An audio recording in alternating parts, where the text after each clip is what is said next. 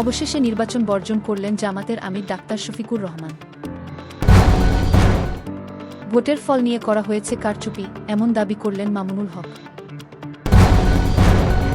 নির্বাচনের সরকারি ফল এখনও প্রকাশ হয়নি, কে হবে প্রধানমন্ত্রী, তারেক না শফিক? জামাত ওঠার কথা, তাহলে শেষ সময়ে পাশার খেলা ঘুরিয়ে দিল কে? বিএনপি অনেক আসন এগিয়ে। এতক্ষণ শুনছিলেন শিরোনাম, এবার বিস্তারিত। কার হাতে যাচ্ছে আগামী ৫ বছরের রাষ্ট্রক্ষমতা? দেশ জুড়ে এখন একটাই প্রশ্ন, কার হাতে উঠছে আগামী ৫ বছরের শাসনভার? কে হতে যাচ্ছেন বাংলাদেশের পরবর্তী প্রধানমন্ত্রী? দীর্ঘ ১৫ বছর পর শেখ হাসিনা সরকারের পতনের পর অনুষ্ঠিত দেশের প্রথম এই সাধারণ নির্বাচনে এখন পর্যন্ত পাওয়া অনানুষ্ঠানিক ফলাফলে বাংলাদেশ জাতীয়তাবাদী দল বিএনপি জয়ের পথে অনেকটা এগিয়ে রয়েছে।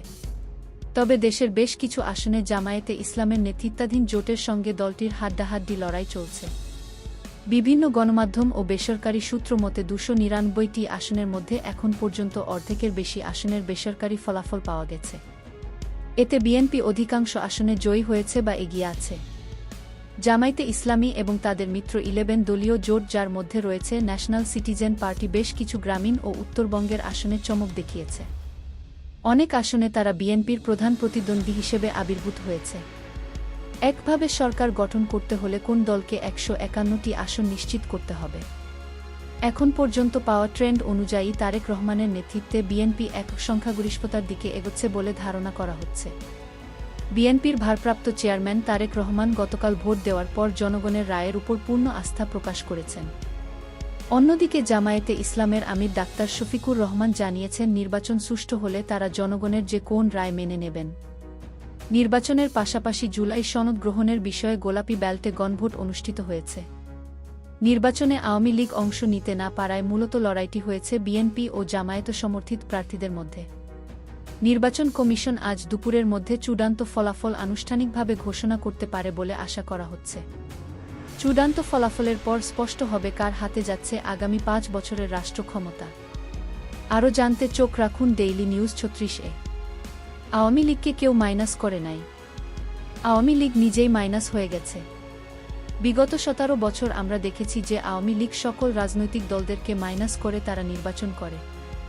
আর এই নির্বাচনে যেটা ঘটেছে সেটা হলো, রাষ্ট্র সিদ্ধান্ত নিয়েছে তাদের রাজনৈতিক কার্যক্রম এবং তাদের যে নিবন্ধন সেটা স্থগিত হয়েছে। তারা তো প্রতিবাদ করে নেই যে আমাদের অন্যায়ভাবে কিছু করলেন। তারা যদি প্রতিবাদ করে রাজপথে নেমে আসত, কি সেটা প্রতিবাদের যে ভাষা আছে সেই ভাষা প্রয়োগ করত, তাহলে বোঝা যাইত যে তারা অপরাধ করে নাই, তাদের উপর অন্যায় করা হয়েছে। কিন্তু আমরা যেটা দেখতে পেলাম সেটা হলো তাদের উপর কোনো অন্যায় করা হয়নি। রাষ্ট্র যে সিদ্ধান্ত নিয়েছে, তাদের যে দুর্নীতি, তাদের যে লোটপাট, তাদের যে সন্ত্রাসী কার্যক্রম, গণঅভ্যুত্থানে যে হত্যা করেছে, আমাদের ভাইদেরকে শহীদ করেছে, এছাড়াও হেফাজতে ইসলামের যে মহাসমাবেশে তারা হামলা চালিয়ে অসংখ্য তৌহিদ জনতার উপর আক্রমণ করে তাদেরকে হত্যা করেছে, পিলখানায় হত্যা করেছে, এগুলো তারা আস্তে আস্তে স্বীকার করে নিচ্ছে তাদের কার্যকলাপের মধ্য দিয়ে। তার কারণ তারা অপরাধী হয়ে যদি মনে মনে করে তাদের উপরে ইনজাস্টিস করা হয়েছে, তাদের উপর মানে সুবিচার করা হয় নাই, তাহলে তারা তাদের প্রতিবাদের ভাষা তারা প্রয়োগ করতে পারত। কিন্তু তারা প্রতিবাদ করে নাই, তার মানে তাদের অপরাধ তারা মেনে নিয়েছে। সেই ক্ষেত্রে আওয়ামী লীগ নির্বাচনের বাহিরে থাকলেও সেটাকে কোনোভাবে কালার দেওয়ার সুযোগ নাই যে বিএনপি অন্যান্য রাজনৈতিক দল আওয়ামী লীগকে মাইনাস করে নির্বাচন করছে, কারণ আওয়ামী লীগ নির্বাচন করার যোগ্য।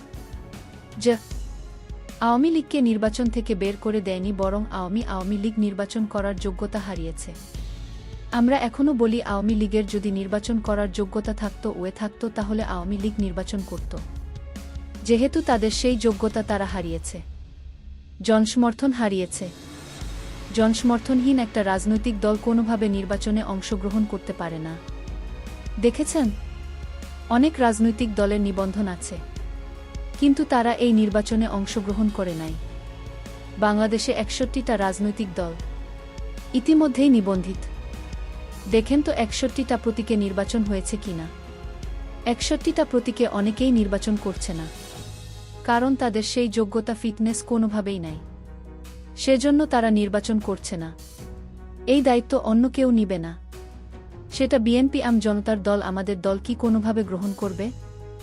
বলেন আমরা তো সেটার জন্য দায়ী না, আপনার যোগ্যতা হারালে আপনি যদি চাকরি না পান সেই দায়ী আপনি কোনোভাবে আপনার টিচারকে দিতে পারেন না, কিংবা আপনার সহপাঠীকে আপনি দিতে পারেন না। আপনার সহপাঠী সে ভালো যোগ্য, সেজন্য সে পাশ করছে, সে যোগ্য চাকরি পেয়েছে আর আপনি পান নাই, সেই জন্য বলবেন আমার সহপাঠী পাইছে দেখে আমি পাই নাই, এটা হতে পারে না। কাজেই আওয়ামী লীগ নির্বাচন করার যোগ্যতা হারিয়েছে তাই নির্বাচন করেনি। কোনোভাবেই বলার সুযোগ নাই যে আওয়ামী লীগকে নির্বাচন থেকে নির্বাচন বঞ্চিত করে বিএনপি আমজনতার দল গণঅধিকার পরিষদ কি জামাত চরমোনায় এরা রাজনৈতিকভাবে তাদেরকে মানে পিছনে রেখে তারা নির্বাচন করছে, এরকম কোনো সুযোগ নাই।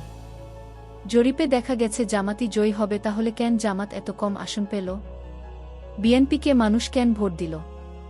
বিএনপি অনেক পুরাতন দল, অনেক বড় দল। অনেক মানুষ জামাতকে মিনিস্ট্রি দল মনে করে না, তাই বিএনপিকে ভোট দিচ্ছে। গ্রামের সাধারণ মানুষ বেশি ভোট দিচ্ছে বিএনপিকে। 11 দলীয় জোটের অনেক নেতা দাবি করছে নির্বাচনের ফল নিয়ে কারচুপি করা হয়েছে, আবার অনেক মানুষ বলছে এরকম নয়, এবারের নির্বাচন একদম সুষ্ঠুভাবে হয়েছে। জামাত এবারে সরকার হতে পারল না, পরের বার হবে। মানুষ নিজের ভাগ্য বিএনপির হাতে তুলে দিচ্ছে, দেখা যাক বিএনপি কি করে সাধারণ মানুষের জন্য। প্রথমত দুর্নীতিমুক্ত সমাজ প্রতিষ্ঠা, অর্থাৎ টেডিলের নিচে লেনদেন, টেন্ডারবাজি বা প্রভাব খাটিয়ে কাজ আদায় করা, এসব বন্ধ করা। দুর্নীতিকে শিকড় সহ উপড়ে ফেলার অঙ্গীকার। দ্বিতীয়ত আইনের শাসন প্রতিষ্ঠা, অপরাধী যেই হোক তার বিচার নিশ্চিত করা। টাকার কাছে আইন বিক্রি হবে না, সাধারণ মানুষ আদালতে গিয়ে ন্যায় বিচার পাবে। তৃতীয়ত ভেঙে পড়া অর্থনীতি পুনর্গঠন, গত 15 বছরের লুটপাট, ব্যাংক খালি হয়ে যাওয়া, অর্থপাচার, এসব বন্ধ করে অর্থনীতিকে পুনরুদ্ধার করার প্রতিশ্রুতি। চতুর্থত সবার জন্য কর্মসংস্থান, শুধু ভাতা দিয়ে বসিয়ে রাখা নয়, বরং দক্ষতা উন্নয়ন, ভাষা শিক্ষা এবং বিশ্ববাজারে প্রতিযোগিতার উপযোগী মানব সম্পদ তৈরি, এটাই তার লক্ষ্য।